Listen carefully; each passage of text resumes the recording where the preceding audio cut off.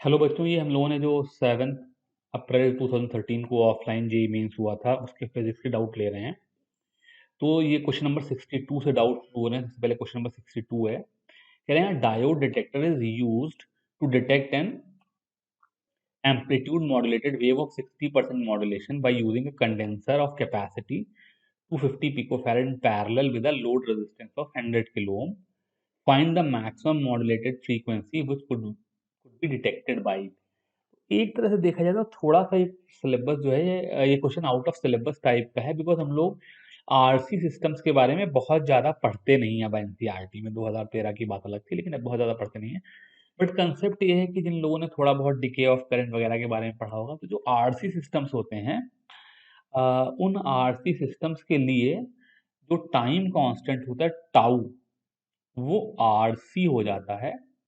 तो जो अब अगर हम पैरेलल आरसी सिस्टम लगाएंगे तो उसमें क्या होगा कि हमने कैपेसिटर लगाया, ये रेजिस्टर लगाया, तो जो हाई फ्रीक्वेंसी का करंट है वो सारा कैपेसिटर से निकल जाएगा, तो खाली लो फ्रीक्वेंसी ही यहाँ पर मिलेगी। तो टिपिकली हम लोग जब हम लोग कम्युनिकेशन सिस्टम में करते हैं, तो मेरे पास यहाँ पर दो तरह के सिग्नल होते हैं, एक ओमेगा सी वाले, एक ओमेगा एम वाले। तो ओमेगा सी वाला करंट मुझको इसमें मिल जाता है, हाई फ्रीक्वेंसी का होता है। ओमेगा एम यहाँ मिल जाता है। इस तरीके से हम लोग जो मॉड्यूलेटेड सिग्नल और कैरियर सिग्नल थे उनको सेपरेट आउट कर लेते थे। अभी चूंकि टाइम कांस्टेंट जो है वो आरसी है, तो यहाँ पर जो कट ऑफ फ्रीक्वेंसी होगी, मतलब बेसिकली क्या हो रहा है, मैं क्या कह रहा हूँ कि जो लो फ्रीक्वेंसी की चीजें वो रेजिस्टर से निकल जा रही, हाई फ्रीक्वेंसी की सीरीज चीज कैपेसिटर से निकल जा रही। तो तुम पूछोगे भाई लो क्या है और हाई क्या है, तो यहाँ पर जो कट ऑफ फ्रीक्वेंसी होती है वो कहीं ना कहीं 1/2 पाई आरसी टाइप की चीज होती है। ओमेगा को 1/RC लिख करके फ्रीक्वेंसी को 1/2 पाई आरसी लिख लेते हैं। तो अगर मैं यहाँ पर 100 किलो ओम को 250 पिको फैरड से मल्टीप्लाई करूं, तो ये 1/2 pi into 250 into 10 to the power of -12 को मैं 250 into 10 to the power of -12 है, और ये 10 टू द पावर ऑफ 5 है, तो ये मल्टीप्लाई होकर के 10 टू द पावर ऑफ -7 हो जाएंगे, जो कि ऊपर 10 टू द पावर ऑफ 7 हो जाएगा। तो इसको 10 टू द पावर ऑफ 7 लिख लूँ, तो इसको किलो हर्ट्स के ऑर्डर के आउट हो जाएगा। उसको 10,000 करके into 10 to the power of 3 लिख लेता हूँ। 250 से 10,000 को डिवाइड किया तो ये आ गया करीब करीब 40, और 40 को 2 पाई से डिवाइड किया तो अप्रोक्सीमेटली आ गया 6 के आसपास आ गया। तो 6 into 10 to the power of 3 hertz, यानी कि 6 किलो हर्ट्स की फ्रीक्वेंसी एक ऐसी कट ऑफ फ्रीक्वेंसी होगी जिससे ज़्यादा फ्रीक्वेंसी की जो वेव्स हैं, सॉरी, ज़्यादा फ्रीक्वेंसी का जो करंट है वो रेजिस्टर से नहीं निकलेगा, वो कैपेसिटर से निकल जाएगा। अब हम यहाँ पे देख सकते हैं दो तो मेगाहर्ट्ज फ्रीक्वेंसी है, वो तो डेफिनेटली कैपेसिटर से निकल जाएंगी। फिर 10.62 किलो हर्ट्ज भी कैपेसिटर से ही निकल जाएगी। तो लो फ्रीक्वेंसी में सबसे ये 5.31 किलो हर्ट्ज ही है, तो वो जो है वो 6 से थोड़ा कम है, इसलिए वो अराउंड यहाँ रेजिस्टर से निकल जाएगी। तो इसलिए इसका आंसर सी वाला हो गया, 5.31 किलो। क्वेश्चन नंबर 63 में कह रहे हैं supply voltage to a room is 120 volt. तो मेरे पास ये 120 वोल्ट का प्लग लगा दिया मैंने। The resistance of the lead wire, अच्छा लीड वायर्स है, इस 6 ओम, तो जो वायर इसको ले जा रहा है ये 6 ओम का रेजिस्टेंस है। अ 60 what bulb is already switched on, यहाँ पर एक 60 वॉट का बल्ब लगा हुआ है। तो अगर मैं 120 वोल्ट पे 60 वॉट का बल्ब देखूं, तो resistance is equal to V square by P, power is equal to V square by R होता है। तो resistance is equal to V square by P से ये 120 इंटू 120/60 करेंगे, तो ये करीब करीब 240 ओम का हो गया। ठीक है, तो ये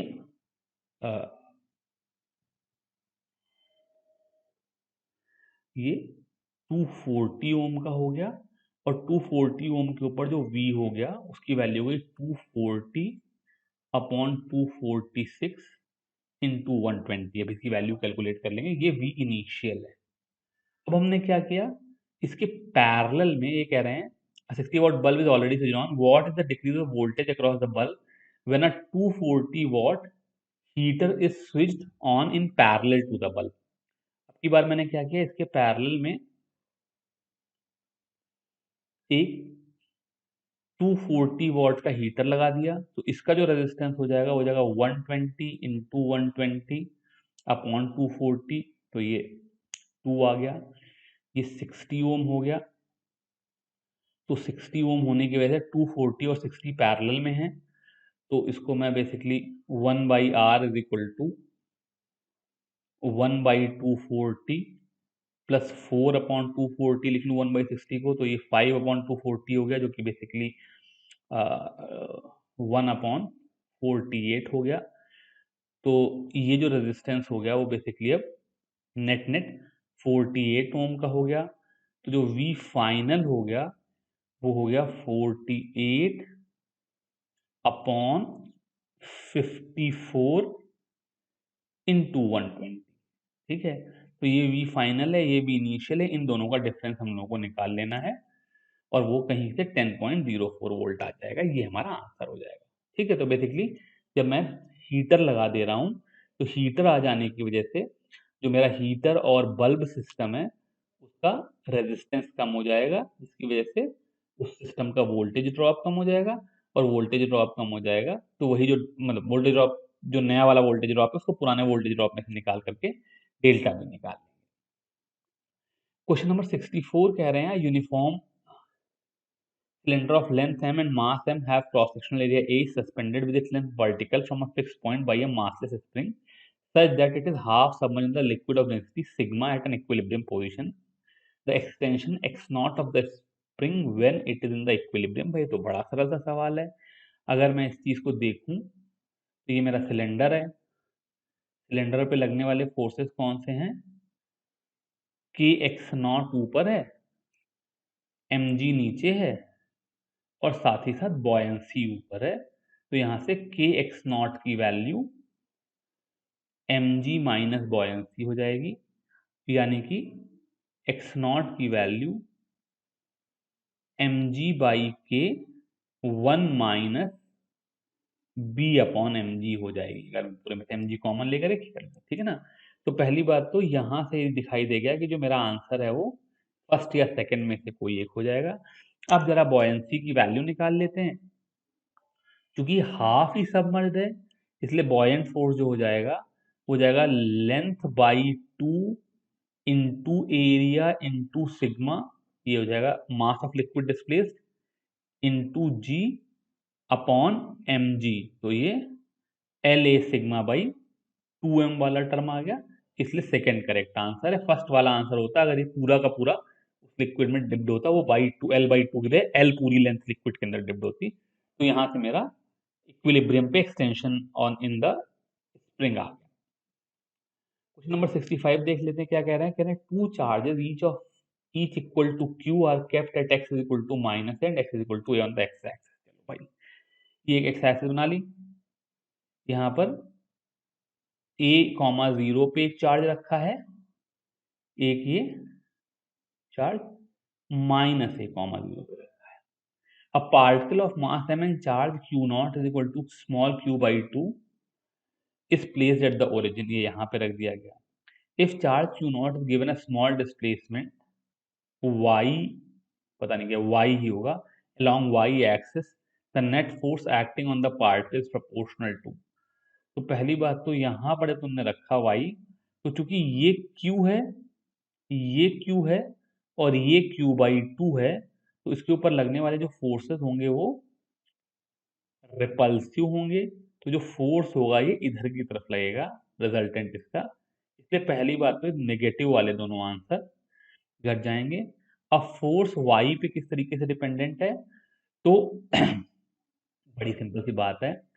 अगर मैं इस छोटे से ट्रायंगल में ये वाले एंगल को थीटा ले लूं, ये वाला एंगल को थीटा ले लूं, तो अगर स्मॉल डिस्प्लेसमेंट है तो जो इलेक्ट्रिक फील्ड है E ये वाली खाली एक इलेक्ट्रिक फील्ड अभी देख रहा हूं, तो वो हो जाएगी के Q into Q by two upon A square.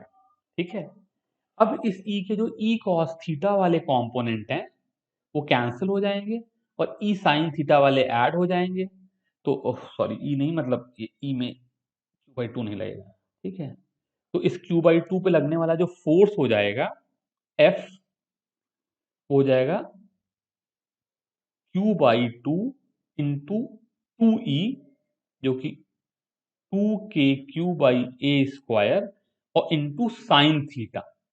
ठीक है, और यहाँ पे साइन थीटा की value approximately into sine theta. इस साइन थीटा को मैं अप्रोक्सीमेटली टैन थीटा लिख सकता हूँ बिकॉज छोटा एंगल है, और टैन थीटा को अप्रोक्सीमेटली वाई अपॉन ए लिख सकता हूँ। ये मेरा वाई हो गया और ये ए हो गया। तो इस वजह से क्या हो जाएगा, जो मेरा फोर्स है वो प्रोपोर्शनल टू वाई आ गया। फोर्थ आंसर करेक्ट हो गया। ठीक है, क्वेश्चन नंबर 66 कह रहे हैं beam of unpolarised light of intensity I naught is pass through a polaroid A and then through another polaroid B which is oriented so that its principal plane makes an angle of 45 degree relative to the A. तो भाई क्या होगा अगर तुमने I naught intensity की light ली और ये अनपोलराइज्ड लाइट है और इसको तुमने सिर्फ एक पोलरॉइड से पास किया, तो ही इसकी intensity I not by two हो जाएगी। बिकॉज क्या हो जाएगा, मान लो तुम्हारी एक्स एक्सिस के अलोंग तुम्हारी एक्सिस है, तो आधी एनर्जी एक्स एक्सिस के अबाउट होगी, आधी वाई एक्सिस की तरफ होगी। एक एक्सिस की पास हो जाएगी, एक एक्सिस की कट जाएगी, तो आई नॉट बाई टू इंटेंसिटी रह जाएगी। अब जो आई नॉट बाई टू इंटेंसिटी वाली चीज जो है, ये दूसरे पोलरॉइड से पास हुई है भाई, उनके बीच का एंगल थीटा होता है, तो यहाँ की intensity I not by two cos square theta होनी चाहिए थी। तो यहाँ पे 45 डिग्री के लिए कॉस स्क्वायर थीटा की वैल्यू हाफ हो गई, मालूज लॉ लग गया, तो ये आई नॉट बाई फोर हो जाएगा। तो मालूज लॉ का बड़ा सिंपल सा एप्लीकेशन था, ये इतना मुश्किल सवाल नहीं था, आना चाहिए था। जिसने भी पूछा उसको मालूज लॉ क्लियर नहीं है, वो जाकर के इसको रिविजन करके देखेगा। क्वेश्चन नंबर 67 फिर बहुत सिंपल है, पता नहीं क्यों पूछा गया। The anode voltage of a photo cell is kept fixed, the wavelength lambda of a light falling on the cathode is gradually changed, the photo current I of the photocell varies as follows। तुमको मालूम है कि अगर मैं किसी photo electric effect में एक threshold frequency या एक थ्रेशोल्ड लेमडा होती है, जो थ्रेशोल्ड लेमडा से ज्यादा वाला, अगर lambda greater than lambda naught है या frequency less than new not है, तो करंट की वैल्यू जीरो होनी है। तो हायर वेवलेंथ पे करंट नहीं हो सकता, इसलिए ए और बी तो गड़बड़ हो गए, तो या तो आंसर सी है या तो डी है। तो बेसिकली एक लेमडा नॉट तक तो कोई करंट नहीं होगा, उसके बाद लेमडा नॉट से जितना ज्यादा हम कम करेंगे वैसे वैसे ये करंट बढ़ने लगेगा। ठीक है, मैं लेमडा घटा रहा हूँ, इसका मतलब मैं फ्रीक्वेंसी बढ़ा रहा हूँ, तो मुझे करंट ज्यादा मिलेगा। अभी क्या हुआ कि देर इज नो रीजन कि अगर लेमडा बिल्कुल जीरो कर दे, मतलब बहुत हाई फ्रीक्वेंसी की लाइट मारे, तो फिर से करंट जीरो हो जाए, तो ये बढ़ता ही जाएगा, इसलिए सी वाला आंसर करेक्ट है। क्वेश्चन नंबर 68 कह रहे हैं two coherent point sources S1 and S2 are separated by a small distance d as shown in the figure, the fringes obtained on the screen will be।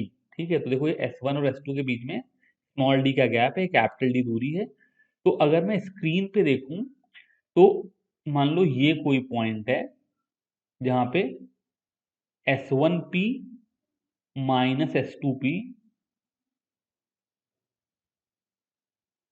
Is equal to N lambda है। ठीक है, और ये distance मान लो R है।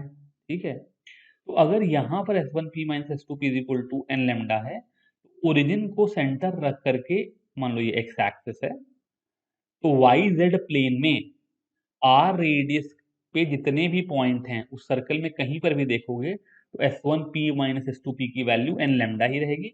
इसका मतलब क्या है, वो सर्कल का सर्कल जो होगा वो पूरा का पूरा ब्राइट फ्रिंज ही होगा। ठीक है, तो ऐसे ही हर जो ब्राइट या डार्क फ्रिंज होगी वो कॉन्सेंट्रिक सर्कल होंगे, ओरिजिन सेंटर होगा और गोल गोल गोले बनेंगे, इसलिए जो इसमें फ्रिंज पैटर्न होगा वो तुम्हें कॉन्सेंट्रिक सर्कल्स का मिलेगा, इसलिए B correct answer. Question number 69 हम लोगों का बड़ा स्टैंडर्ड सा सवाल है, अगर तुमको याद हो तो हम लोगों ने एनसीईआरटी में सवाल कर रखा था कि एक रॉड थी जो कि यहाँ पर फिक्स थी, तो हम क्या कहते थे, एक्स दूरी पे डी एक्स, तो थिकनेस का एक छोटा सा टुकड़ा ले लो, तो इसकी वेलोसिटी एक्स ओमेगा हो जाएगी।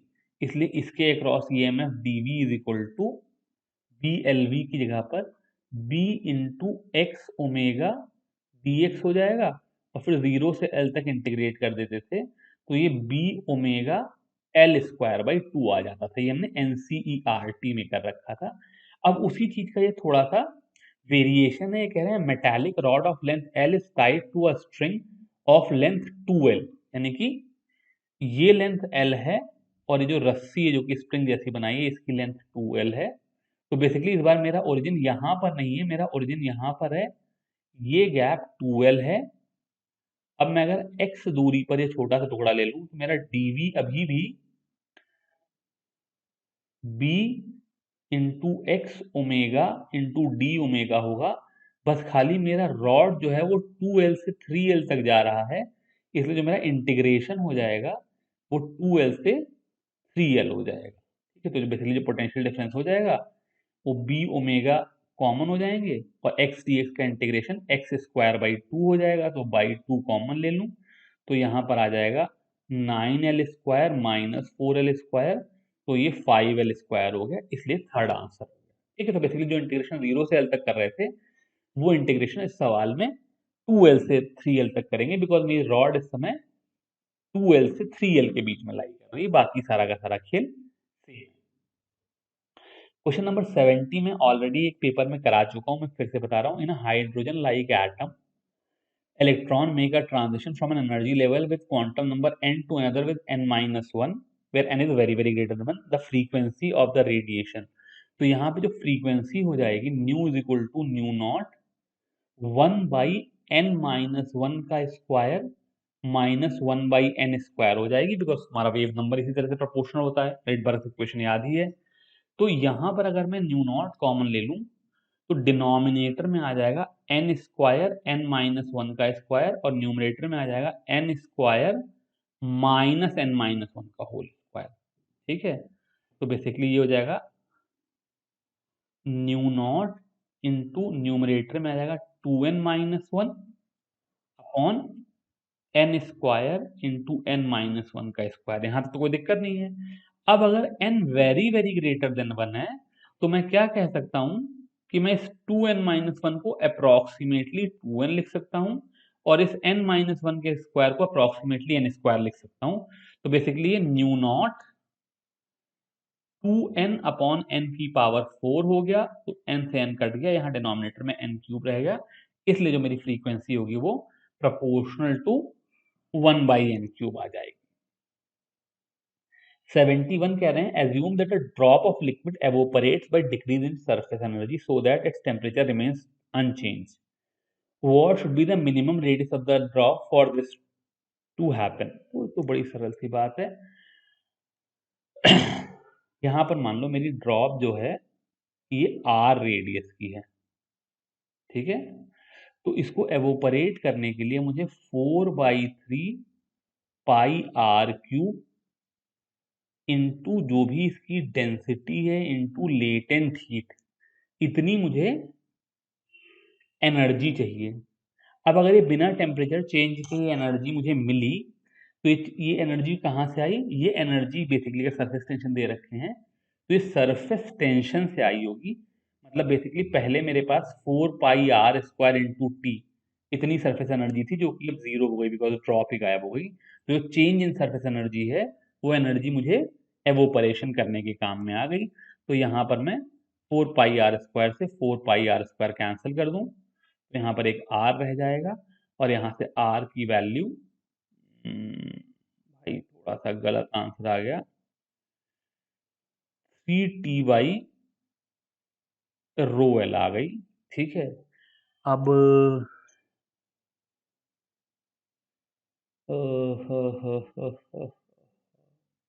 एक बार इसको चेक कर लेंगे हम लोग बाद में। मोस्ट प्रोबेबली ये आंसर गलत लिखा है, ये 3t/ρl होना चाहिए। ठीक है, ये दोनों आंसर तो वैसे ही गलत हो गए, कोई डायमेंशनली क्या कहते हैं, ये रेडियस नहीं है। ये 3t/ρl जो हो जाएगा वही आंसर हो जाएगा। ये मिसप्रिंटिंग है मेरे हिसाब से। ठीक है। 72 तो बड़ा आसान सा क्वेश्चन था भाई, ये किसने गड़बड़ की मुझे पता नहीं। इसका ग्राफ दे रखा है एनसीईआरटी में। अगर हम लोग जो ये वाला फॉर्मूला है ना, mu is equal to sine A plus delta M by two upon sine A by two है, ये वाला टॉपिक जा करके देखोगे तो इसमें ग्राफ दे रखा है। तो डेल्टा की वैल्यू आई के साथ इस तरीके से वेरी करती है। ठीक है ना, पहले आई कम होगा तो ज्यादा होगी, फिर धीरे धीरे गिरेगी, एक यहाँ पे मिनिमा आ जाएगा और फिर बढ़ जाएगी। तो ये वाला ऐसा स्ट्रेट लाइन जैसा कोई रिलेशन नहीं है। ये वाला ग्राफ एनसीईआरटी में दे रखा है। तो ट्राइंगुलर प्रिज्म के लिए डेल्टा और आई में इस तरह का रिलेशन आ जाएगा। ऐसे तो कोई निकालने में बड़ा मुश्किल है, काफी ढेर सारी कैलकुलेशन करनी पड़ेगी, पर एनसीईआरटी में ग्राफ दे रखा है, वही पूछ लिया है। ये तुमको आना चाहिए था। यहाँ पर हम लोग करीब करीब मिडवे पहुंच गए अपने टेस्ट के। बाकी 11 सवाल कर लिए, 11 अभी हुए हैं, बाकी हैं। तो अभी मैं यहाँ पर एक इस वीडियो को बंद कर रहा हूँ, बिकॉज काफी लंबा वीडियो हो जाएगा। इसको दूसरे पार्ट में 74 से स्टार्ट करूंगा। अभी के लिए इतना ही। Thank you very much.